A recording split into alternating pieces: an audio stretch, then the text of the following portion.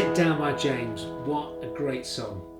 But how do you go about recording it just on a single guitar and still bring that full sound to life? Well, if you watch this video, maybe you'll find out.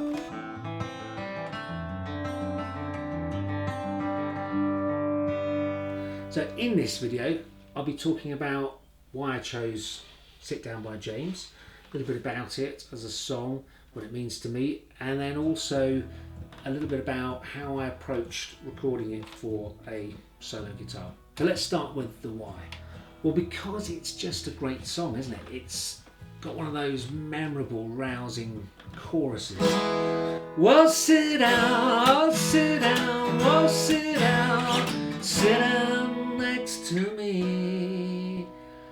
It just works its way into your memory, doesn't it? You can't help singing it. And then lovely mood changes as well, like in the middle where it all breaks. Those who feel the breath of sadness, sit down next to me. Those who find they're touched by sadness, sit down next to me. And on that note, really, the song, although it's got that big, rousing, memorable chorus, it's actually a song that lead singer Tim Booth wrote in his early 20s when he was going through a period of loneliness and depression. And I think he was reaching out and saying, you know, is there anybody else going through it? If there is, come on, sit down next to me and maybe we can work it out. And I know he was also thanking a couple of other artists that inspired him and that helped him get through it. So how did I approach it for solo guitar? Well, with any of my covers, and they're really acoustic covers, I like to start off with a song that I can just, you know, sing and play as though I were a busker, just with a guitar and voice.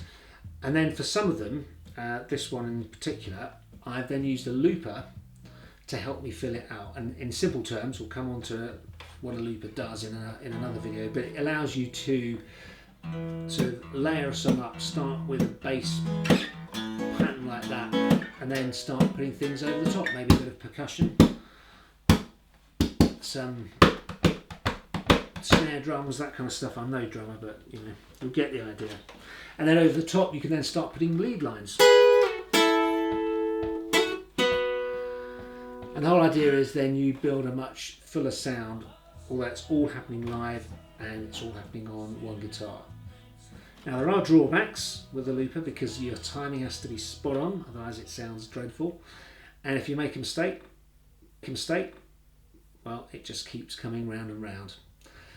So there are challenges, but ultimately it's a great way of filling out the sound. And on all of these videos that I'm doing, they are single audio takes. I'm trying to reproduce it as if I were playing the song live, effectively, which I am. I'm using a couple of cameras just to make it a bit more interesting on the recording, but the audio take is a single take.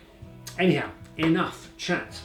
Why don't you grab someone, sit down, and listen to my acoustic cover of Sit Down by James.